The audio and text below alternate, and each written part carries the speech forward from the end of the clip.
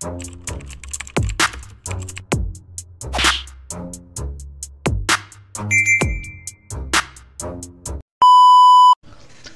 what's up mga kumag, I'm back, ang inyong online judge. Walang iba kundi Judge Janan. Okay guys, request video pa rin tayo sa ngayon. At ito, nasa patapos na yung November at nakarami na rin tayo sa mga request videos na na-pending na itong mga nakaraang buwan. So ngayon, ito, habang hindi pa tapos ang November, punuin natin to ng mga request videos, no. So far uploaded naman na yung at na-review na rin natin yung semifinals ng Isabuhay, finals ng Pedestal. So I think wala na akong aantayin pa na mga battles eh.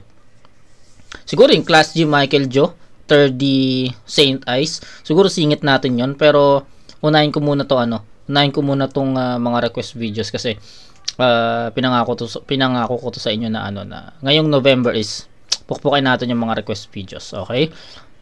Ito, Krega versus Batang Rebelde. Shoutout kay David Michael Santiago. So ayan bawing-bawi na ako sa iyo, boss. Tatlong request mo is sunod-sunod, no? Kaya sana mapanood mo, sana magustuhan mo yung review ko na to. So February pa to, request mo pa to ng February. So February to naka-schedule pero naurong dahil sa mga tournament battles, PSP, 'di ba? So marami tayong siningit kaya natagalan. Pero sa ngayon, bawi ako sa inyo. Yung mga request, siksik natin yan dito sa November at December. Okay? So 'yun. Krega vs Batang Rebelde, shoutout kay David Michael Santiago. Sana andito ka pa sa channel, sana naabutan mo pa tong request mo na na-review ko. So, game. 12 day 1 battle 6, pakinggan natin, Krega. Ahon, game. Check. Eto na ba Batang Rebelde dito? Putsyan, laking bulas. Kung meron man laki sa layaw, eto mukhang laki sa gatas. Bata ka pa, nagre-rebelde ka na. Tumatalon ka dun sa koral.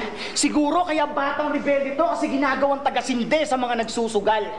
Pero seryoso, pagre-rebelde sa musika ang yung nakita. Ibig sabihin, mga kanta mo may mga namumuong anarkiya. Sa kabilang banda, ang pagre-rebelde, pilit mo pang isinusulong. Para sa mga kabataan, pilit ginagamit ang katagang yan, kala nila nakakatulong. Alam mo ba kung taga Mindanao ka? Gano'ng kaayaw namin na salitang pagre-rebelde, bata? Sa lahi pa lang namin kulang yung isang balde ang dugong naidilig na sa lupa. Para sa mga umaastang rebeldeng katulad mo na animoy may ipinaglalaban, nangihikayat mag-alsa para sa masa, para sa sinasabing kapayapaan. Ganyang klaseng pag-iisip nagsisimula ang pagdanak ng dugo. Pansariling pagtangkilik kaya umuusok ang pulo. Siguro hindi nyo paabot, siguro malayo sa kapasidad. Gera dito, kalye-kalye. Sa amin buong syudad. Kaya kung kumparahan din lamang, mas pipiliin ko na lang na manahimik. Makipagrakrakan ng salita't basagan ng tite. Kaya kahit magsama pa dalawang BR pre. Dalawang pinagsama naging scope ang BRP. O parang bulag kung tumugma. Kabilang mata ng didilim. Sa pulsakada buga. Pag to ay didiin. Tumbata pag hinilain yung titingalain. Magiging alay to kay Goryo. Sa harap ng salamin. Di ko nabubuhayin. Ganda nun, no? Pag itong bata hinila, titingalain. So, ayos yun. Ayos na linya yun. Nagustuhan ko yun. Pero meron akong recent battle na na-review. Although nagustuhan ko yung linya na yun. Yung, hindi ko alam kung kaninong battle yun Pero recently lang na ko yun. Recently na review ko yun So, di ko na matandaan kung kanino.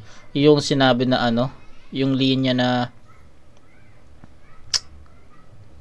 basta ganun din ganun yung concept na pag hinatak, nakalimutan ko na yung linya niya pero same ng concept doon kay Krega. So ibig sabihin nauna tong battle na to. So I don't know if narinig din ng battle MC na yung battle na to. Tapos ginawan lang niya ng ibang ginawan na ng ibang verses or linya pero yung concept is na doon pa rin, di ba?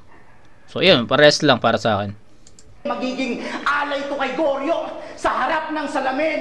Di ko nabubuhayin tong bata. Tawagin nyo akong irresponsable. Pero pwede rin responsable. sa pagpatay ng batang nagre-rebelde. O, batang rebelde nga to, literal, ng mga liberal, laban sa batang general, Gorio del Pilar, itong mga kamao, pwede tawagin Enigma Duterte. O, marahil pareha simbolo ng presidente.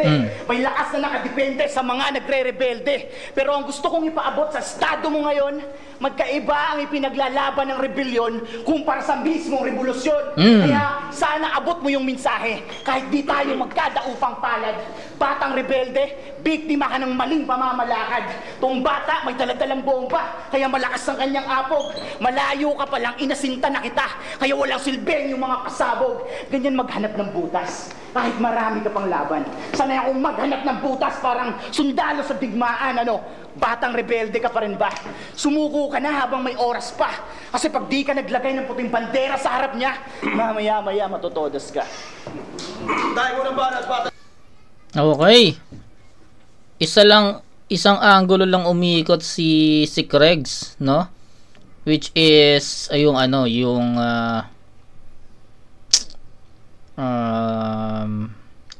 nameplay, Batang Rebelde itself, no? Ang dami niyang ang dami niyang ang dami niyang angle dun sa reference na na Batang Rebelde mismo. So ginawan lang niya ng iba't ibang punchlines, pero the main concept or the main angle is its name or Batang Rebelde itself, no? Kumbaga nameplay, no? Ang dami niya, Bata, Rebelde, 'di ba? So doon lang umikot yung yung angle ni Krega doon sa sa pangalan na 'yon. Pero nagustuhan ko yung energy ni Krega, kasi para sa akin hindi naging dragging yung performance niya, even gumamit siya ng isang angulo or isang reference lang yung Batang Rebelde nga. Para sa akin is creative pa rin 'yon, kasi nagamit niya ng hindi naging dragging sa pandinig ng mga tao at nanonood, diba? So, ayun, maganda pa rin. Ang ganda ng mga linya niya doon, na yung about doon sa kulang yung isang balding tubig, isang balding dugo, na something ganon, diba? Nagustuhan ko yun. So, style clash, I think. Krega, alam naman natin na estilo nito is more on technicalities, diba? And si Batang Rebelde, tingnan natin kung sasabay siya sa technicalities or iiba siya ng atake. Pero I think eto sasabihin ko lang, kung sasabay si Batang Rebelde sa pagiging technical ni Krega, mahirapan siyang makuha yung panalo dito, kasi si Krega, ito na yung laro niya, diba? So kailangan ni Batang Rebelde dito na ma-diffuse yung ganong estilo. So I think kailangan ni Batang Rebelde na mag-iba ng style, diba? So kailangan niya ng mga jokes dito para ma-diffuse yung ganong atake ni Krega. Pero yun, so far malakas yung round 1 ni Kregs, pero tignan natin yung round 1 ni Batang Rebelde. Okay, game. Batang Rebelde, pakinggan natin. Yo! Buong rounds mo, umikot lang sa pagiging rebelde. Ayun, diba? So tama ako doon, diba? So yun lang naman talaga yung umikot yung round 1, doon lang talaga umikot sa Batang Rebelde na reference. Pero kung hindi ka pa naging rebelde, wala ka pang pinaglaban para sa sarili mo. Oh, naghihintay ba kayo ng solid line? Walang punchline, gusto ko lang i-promote tong bago kong clothing line. Nung laban mo kay Bruce, sobrang lakas ng suot mo, tang ina ka. At doon ko na patunayan na yung mga outfit mo sa liga talagang surprising. Kung makaasta, kala mo arsonista ng rhyme scheme, yun pala gusto lang maging fashionista ng pricing. Nuling battle nga, naka-cowboy hat pa yan. Diyos ko naman, feeling cowboy ang puta. Yung barel supot naman, tapos yung punches walang horsepower, kaya hindi nila masakyan. Kasi sobrang mong weak, kaya yung lip, sinibak ka lang na parang kahoy, binadibag ka at binaboy, dinaig mo pa si Fred Panopio sa pagiging kawawang cowboy. At nung battle na yun, wala ka sa hulog, wala kang pukos. Tila yung utak mo sa bahay na iwan. Nung battle na yun, masyado kang lutang, kaya pinagmukha ka lang tae ni Lip Cram. Oh, lutang, tae ni Lip Cram. Mababaw lang muna yung banat, di ko pa tinodo yung sapak. Kasi lulubog din tumamaya kapag binuhos ko na ang lahat. At bakit nga ba naatat ka na makaharap yung kontrabida? Obsession na yan, Krega. Kaya bago matulog, larawan niya, hindi nawawala sa iyong tabi. Gabi-gabi nagdarasal na mapansin ni Price Tag. Puta, may hawak pang rosary. Pero kakaligaw mo sa kanya, di mo napansin, tinubuan ka na ng ovary at tuluyang naging fan. Tinubuan ng ovary at tuluyang naging fangirl ng Guapings noong 90s sa kakahabol mo kay Jo Marie. Pero hindi naman Ilyan ah. Langan namang pansinin ni Jo Marie tong bobo. Kaya ibang Guapings na lang tinarget no, di ba? Alam niyo kung sino? Si Arik Proctoso. Pati presidente natin, di mo pinatakas. Pilyot pangahas kang individual. Sa kanya mo unang ipinaranas yung higop lakas espiritual. Kaksaker kasi itong si Gago. At sa dami ng nasampahan niyang grupo, marami na rin siyang nahawakan na ethics. Kasi itong bakla, kapit lang sa matigas, yun ang wak na technique. Para makausad, kailangan pa ng maraming grupo. Galawan mo, sobrang pathetic. Ako kaya kong itulak at iangat ang sarili ko. Calisthenics. Mas masahol ka pa sa palamunin na nakasahod lang na nag-aantay ng grasya. Kaya nung wala ka ng mapalasa, bubong ng 3GS, agad kang lumipat ng ibang pangkat. At ngayon, may bago na naman siyang grupo kasi bitin ka sa benepisyo ng uprising na iyong natatanggap. Kaya yung simbolo niyo at pangkat, hindi bagay sa'yo sapagkat paano ka napabilang sa mga saradong kamao kung bukas palad kang nanlilimos sa lahat? Isa kang taksil, traidor, at ang mga katulad mo. At kaya pinaliit ko ang aking sirkulo dahil sa mga katulad mo na walang katapatan. Ngayon meron akong 3 sirkulo at isang parihaba galing kay kamatayan. Higa! Tayo pa naman banat, Krega, Okay, dikit yung round 1 pero bibigay ko yun kay Batang Rebelde sa score na 9-8. So, ito lang, simpleng explanation lang. Si Krega, naging 1D siya, no? Naging one-dimensional si Craig sa round 1. Nag-stick siya sa Batang Rebelde na angulo. Tapos, nag-stay siya sa style niya, which is in technical, di ba? So, kita niya naman siguro yung naging round 1 ni Craigs, di ba? So, ayun. 8 puntos yon para kay Craigs. Kay Batang Rebelde, hinalo niya. Hinalo niya yung jokes, comedy, yung technical, 'di ba? Nakita niya rin, nakita niya naman may technical side din yung mga linya ni BR sa pagkakataon na 'yan. So, at hindi lang yung normal na na linya kasi naging rin 'yun, naging quotables din yung iba. Especially yung mga jokes na pumapasok talaga. So, maganda yung round 1 and bibigay ko yun kay Batang Rebelde sa score na 9-8. Lamang na lamang si BR sa stage presence, tsaka sa style mismo. Sabi ko nga sa inyo, kailangan ni Craigs basagin yung ganong style ni Krega para makuha niya yung panalo. So, ayun nga yung ginawa ni Batang Rebelde dito. Hindi siya sumabay sa pagiging technical ni Craigs. Kasi kung sasabay siya doon, malilintikan siya doon eh. Tatalunan siya ni Krega sa ganung estilo. Pero ang ginawa ni BR, good choice. Kasi binasag niya yun, dinifuse niya yun sa pamamagitan ng comedy at jokes, no. So, yun, kay BR yun para sa akin. Dikit lang. Sobrang dikit lang. 9-8 BR. Tingnan natin. Higa, puta. Sabi mo kay Plasma, sobrang itim mo. Ikaw ang definisyon ng blackmail. Puso mga banat mo, pwedeng pang blackmail. Dami mong chuba-chuchu, Marvin. Di ka na nahiya sa yung pagtanghal. Puro ka chuba-chuchu, Marvin. Stilo pang Julina magdangal. Lalagyan daw niya ng almoranas, tenga ni Sinyo. Ako'y nagulantang. Bars daw niya back-to-back parang wrestling na sa lagubang. Get them. Pues eto, sa lago, bang! Upos tong gunman sa pagkamsya pag pinutukan ko to sa mukha. Tong bromine na mahilig makipag-romance. Elementong pambakla. Sama mo pa low-waist gang. Mga ninja o Hokage. Hirap-sarap face cam. Biktima ng bukake. Kaya ka lumaki ng ganyan. Sip-sip gatas ka sa kagrupo mo. Ako pag nagyabang ng pasabog, wala ka sa lolo ko. Pero respeto kay BR.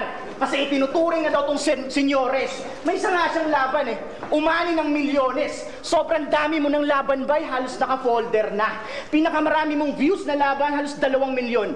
Puta kay Ponger pa. Partida, talo pa siya nun.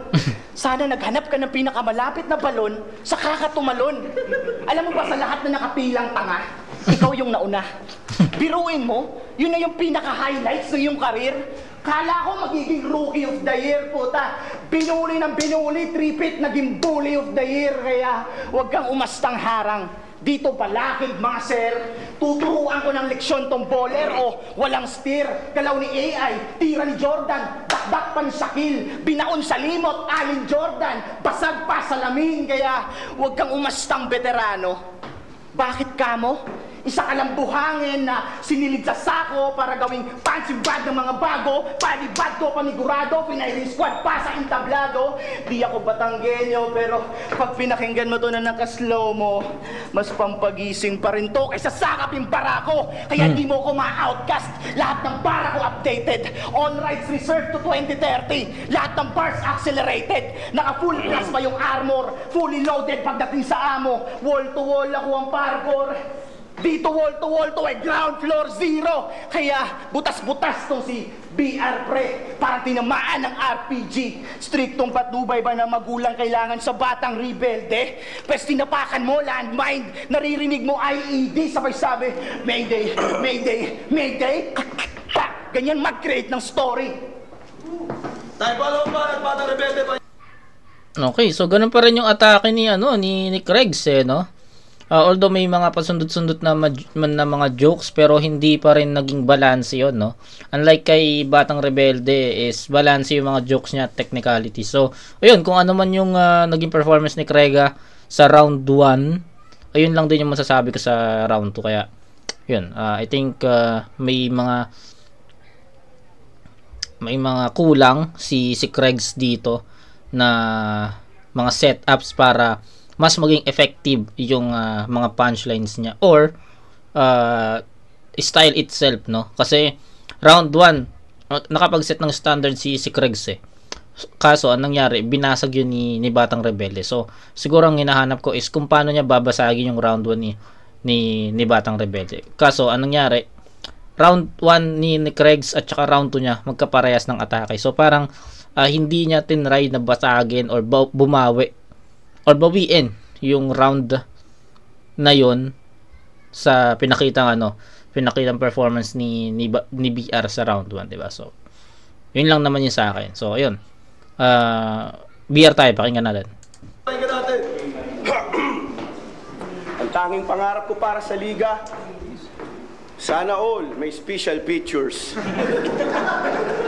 Sana all may surugates. Sana all may reference. Ganyan ba magsalita yung mga tao sa inyong residence? Ang inakakrega.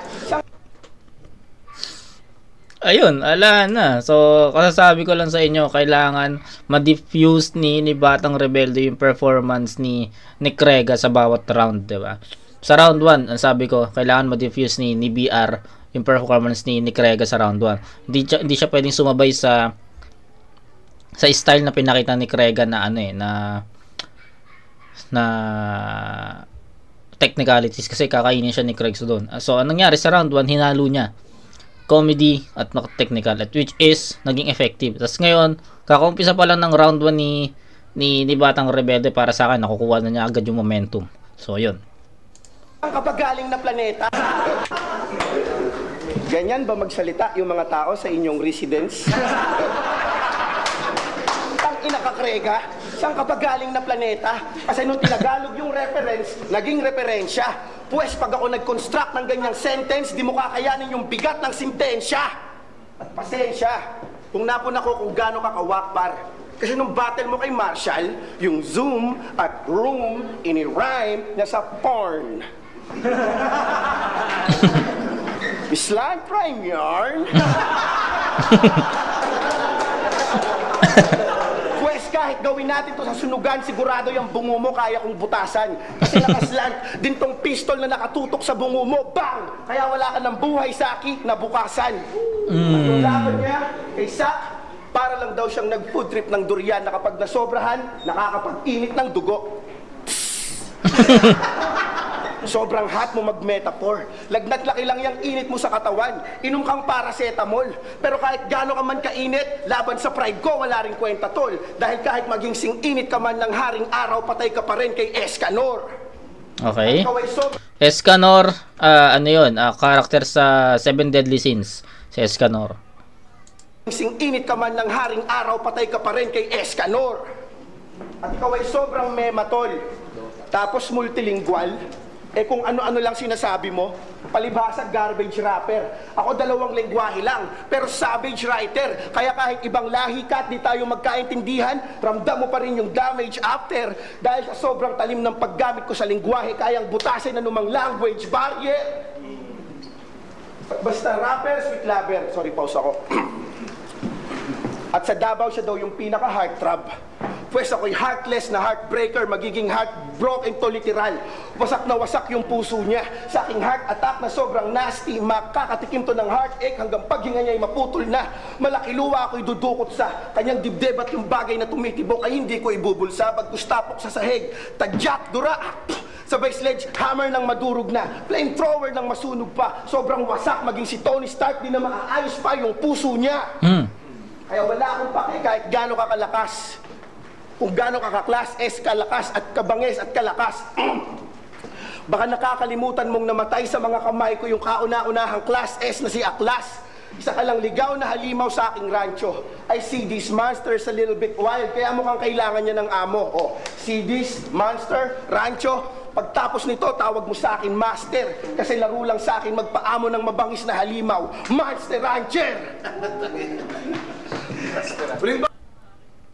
Okay, so sayang. Ito lang yung sabi ko sa performance ni BR. Sayang kasi habang tumatagal, habang humahaba yung yung round ni BR, bumababa yung energy niya.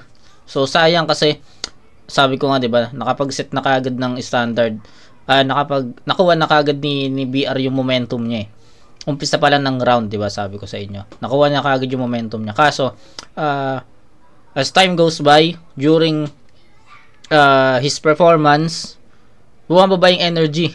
Kasi bakit no? Bakit? Kasi nawawala ng effectivity yung mga linya. So kumbaga yung first half effective, pero pagdating ng second half unti-unti nang nawawala. Tapos nagiging nawawala na yung energy, nawawala na yung stage presence, nagiging dragging na, humahaba ng humahaba, 'di ba? So sayang. Kala ko matatapos ni Krega ng ng mas malakas or mas maayos, pero ayun, nonetheless bibigay ko pa rin kay Batang Rebelde yung round 2, pero hindi dapat dapat bibigyan ko ng 10 points si Batang Rebelde sa round 2 kasi sabi ko nga 'di ba, ang ganda ng naging performance niya umpisa pa lang. Yung jokes, no, binasag niya yung round 2 ni Krega sa pamamagitan ng jokes Basag talaga. Kaso anong nangyari, yun, after first half, pagpasok niya sa second half, yun, unti-unti nang nawawala yung energy. So sayang. 9-8 pa rin in favor of Batang Rebelde, pero supposedly it's a 10-8 in favor of Batang Rebelde. Sayang kasi naging dragging lang, naging ineffective lang along the way. Pero yun, so far kanya pa rin naman yun. Mas kitang-kita pa rin naman na lamang si BR sa estilo na pinapakita. So yun, para sa akin BR yun, na na-diffuse niya yung style ni Kregs sa both rounds. So yun, 18-16 first 2 rounds, BR para sa akin. Banat, Krega, pahinga natin! Teka. Batang Rebelde. Kanina ko pa nilalaro pangalan mo. Pero ba't may kulang pa ata? Lasog-lasog na bawat parte, parang laruang pambata. Di mo ba sukat akalain itong sukat parehaba? Sige, isuka mo sa hangin mga sugat mo at tama. Samantala, pag makata, halakhakang tagahanga. Abakada, parang bata, bagsak ata, pasang awa. Tangina, lakas naman ng loob mo magsaulo ng pintas. Mansanas ka sa ulo mo, hindi mo mapitas. Mataas, matigas, na parang kamagong. Nakikipagmalakasan din ako sa palaang pabulong. Tanginang mayahin to, may palong at lambe. Sagad sa tibay kahit di na makagante. Kawawa naman tong manok nyo, labas na bituka. Kala ko ba makikipagbasaan? Ba't tong isa umuga na, nakikipagsalaksakan ng tarik gamit dala ng tugma? O karyaw! 3 bagsak, walang tuka. Akala na kasi magaling na siya porket may bitbit na siyang corona. Kaso lang, kaharap mo'y may kamandag na ng Ebola. Pero may laban naman to si Marvin. Gamit husay sa paglahad. Kaso lang, tinapat ka sa akin kaya mga sulat mo laglag. Laglag. Pero hindi to aborsyon. Sapagkat tong bata, lumaki na nga siya. Nagsiputukan lang internal organs parang batang tinurukan ng dimba siya o sasa. Tiyagong puyat. Okay. Tulog ka pa rin, babay. Ganyan talaga pag pangalan mo ay nakasabit sa hinlalaki ng mga paang nagpapantay. Kaya humiga ka na lang muna. Pinapainit ko lang apoy. Bumalik ka sa pagkabo para hindi ka mangamoy at sa mga kumakahol dyan bago. Randang ko ang inyong tugon. Huwag kayong mag-alala, may paglalagyan ka. Sa nilinis kong pugon, matagal ko din pinag-isipan kung pipindutin ko ba buton. Ganun pa din pang-ani bata. Nagbago lang bersyon, kaya kung may nagbago man sa dating ako pa rin to. Red Rubio na may pagkaluns, damahin mo yung bagong ako. Parang isang emulsyon ng tubig at mantika. Hindi importante ano mas nang ibabaw, importante hindi ka na natili na mahina. Di ba? Ibang level pa rin lumapat. Kayang umibabaw, kayang umilalim. Parang dagat pag may umapak. Lahat nagmumukhang bata lang sa akin, di ba?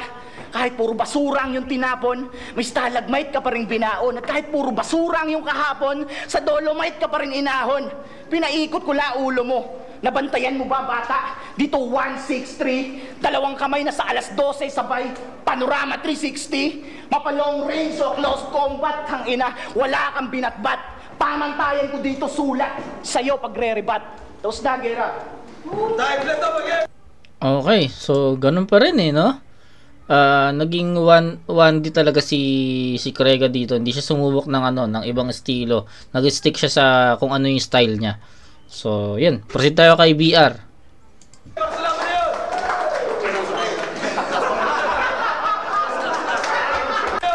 Sa'yo pagre-rebat. Tapos na, gera. Dahil lang ito, mag-iay, para sa laban na yun!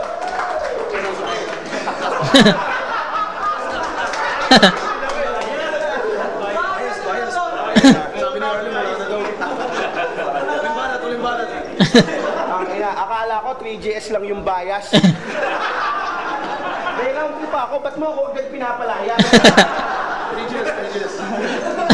Nung nakalaban niya si Sayad, siya'y nakadanas ng dahas at tuluyang nasakote. Itong si Krega nakatikim ng matinding gulpe at garote. Tapos astang malakas na lyricist, pagtapak sa entablado, kala mo kung sino na to. Baka palpak na psychiatrist kasi may Sayad pa mismo nagpatino sa'yo. Tapos sasabihin mo, isdang oro ka. Pero grupo nyo, Rebel Dogs.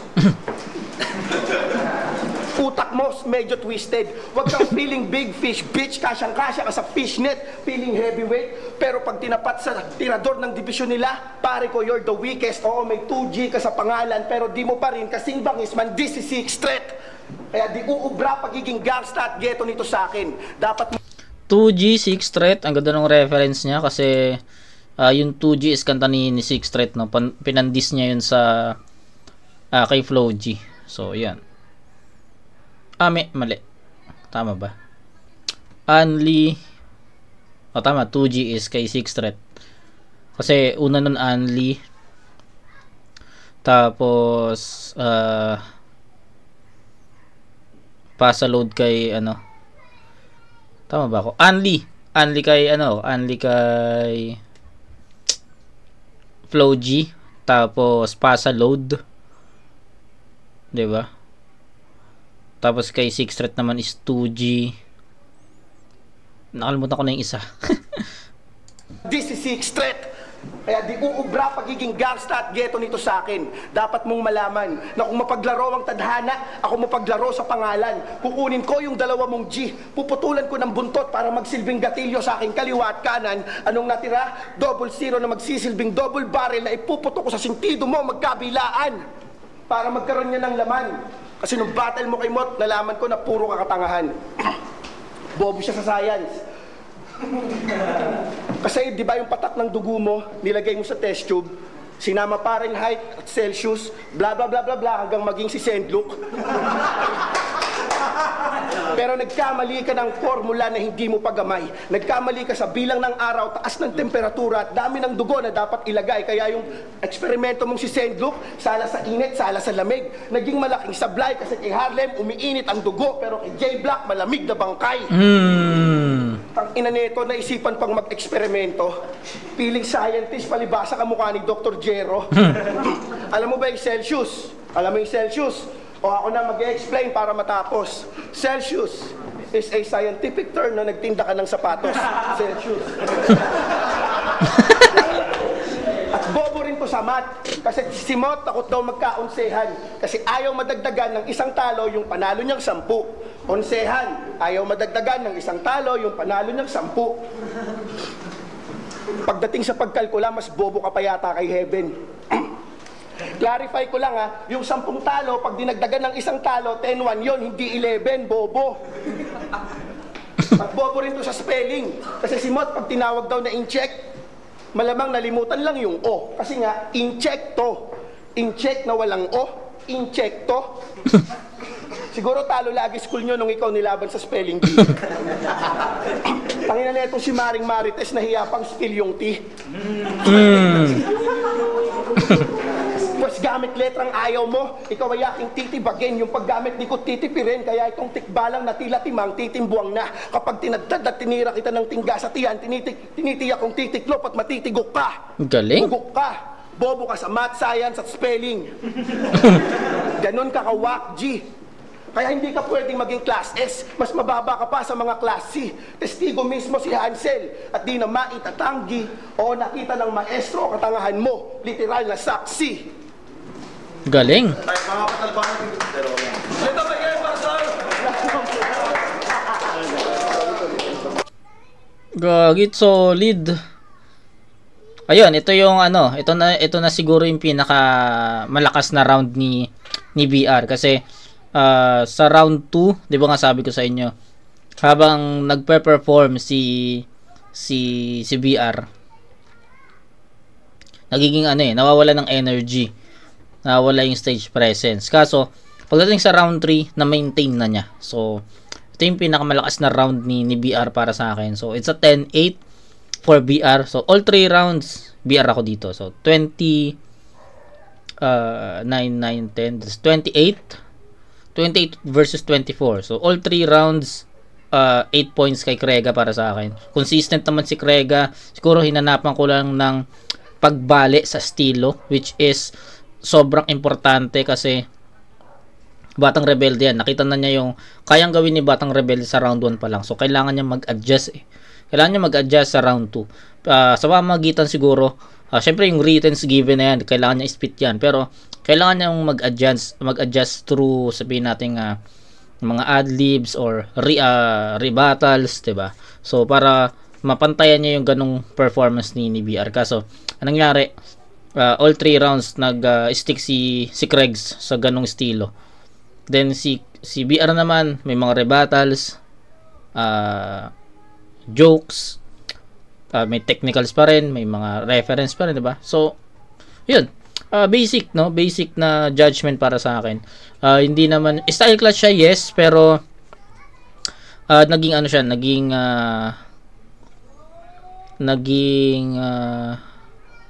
one-sided siya para sa akin. Kasi lamang na lamang si BR sa all 3 rounds. Style itself, no? Okay? So yun, BR ako dito, Batang Rebelde, 28 to 24. All 3 rounds. Check. At kayo sa hanggang yun ng Krega, kasi alam niya na naman. Kay Krega yun, sorry. 4-1! Mag-iay tayo lahat para kay Batang Rebelde. Ayun, so 4-1 BR. So tama tayo doon. Sa akin, kay Krega yun, sorry, pause ako. Kakainom niya yan kagabi. Judges. Binoto ko si Krega kasi alam niya na naman. Pero sa akin, mas okay yung round 3 niya, yung round 2. I mean, mas nakakatawa yung kay Batang Rebelde, syempre yung element niya. Pero I mean, siguro personal reference, yung talpak bars niya, ang ganda ng setup niya dun sa cameo. Hindi na kami nagkasabong, pero ako naganda na ako sa cameo na setup. Para sa akin, yun yung pinakamagandang ano. Pero, ayun nga, binigay ko kay Kuwega, 2-3 kay Kuwega. Close match, ang lupit din ako kay Batang Rebelde, pero 2-3 binigay ko kay Kuwega. Yo, kung sa binoto ko si Batang Rebelde, para sa akin, round 2 tsaka 3 Batang Rebelde, Batang Rebelde. Ayun, binoto ko si Batang Rebelde. Maganda yung ginawa ni Trega, kaya parang mas nagugustuhan ko yung style ni Batang Rebelde all 3 rounds. Kaya lang medyo, yun nga, masyadong mahina yung boss kasi napaos siya kagabi. Hindi ko alam kung anong ginawa niya. Pero maganda rin yung round 3 ni nagustuhan ko yung round 3 ni Trega. Pero overall, tinatch ko siya. Ganon. Tapos si Batang Rebelde yung nagustuhan. Binoto ko si Batang Rebelde kasi ako nagbigay ng strepsil sa kanya. Binoto ko si Batang, sobrang dikit lang naman, sobrang dikit. Round 1 kay Batang Rebelde, round 2 kay Krega, sobrang dinis naman. Round 3, pinasi ko lang sa preference ko, mas naprepan ko yung mga angulo ni Batang Rebelde, tsaka nakatulong din na huli siyang bumanat, kaya mas nakakandaan. Pero at the same time, di nakatulong yung boses niya. Kung mas malinaw sana yung boses niya, siguro mas maganda yung laban. Pero 1 Batang Rebelde, 2 Krega, 3 Batang Rebelde. Yun, binoto ko si Batang Rebelde. Round 1, parang halos pantay lang sila kasi syempre bumuhos sila ng ng mga verses nila. Parang kay Krega, parang pinunto niya yung mga tungkol sa Mindanao, taga Mindanao yata siya, di ako sigurado. Tapos kalaban niya is Rebelde nga, which is alam sa Mindanao maraming Rebelde. Tapos si BR naman, parang may mga tumatak din siyang lines. Tapos round 2, medyo lumamang na dito si Batang Rebelde. Para kasi nag-aantay ako kay Krega ng ibang suntok doon sa mga seryosong banat niya. Although maganda yung pinupunto, pero nakukulangan ako sa punchlines niya. Wala masyadong lumalanding na sapat. Unlike kay BR, kahit medyo patawa, bigla may mga sundot siya na solid. Then round 3, ayun na, kitang-kita na lumamang na doon ng gusto si Batang Rebelde. Pero props kay Krega, magaling naman din. Siguro mas nakapag-handa na, mas maganda na sulat ni Batang Rebelde sa ngayon. Thank you. Okay, so ayun. Wala na akong additional na judgment kasi narinig ko naman yung hatol ng mga judges is iba-iba, di ba? So ako para sa akin all 3 rounds 'yon nakuha ni BR. Pero ayun, wala na akong additional na comments. So shoutout kay David Michael Santiago. So ito na yung mga request mo. So sunod-sunod 'yan. Sana nagustuhan mo, sana active ka pa sa channel natin. So ayun. Kita-kits tayo sa next na review, mga kumag. Peace out.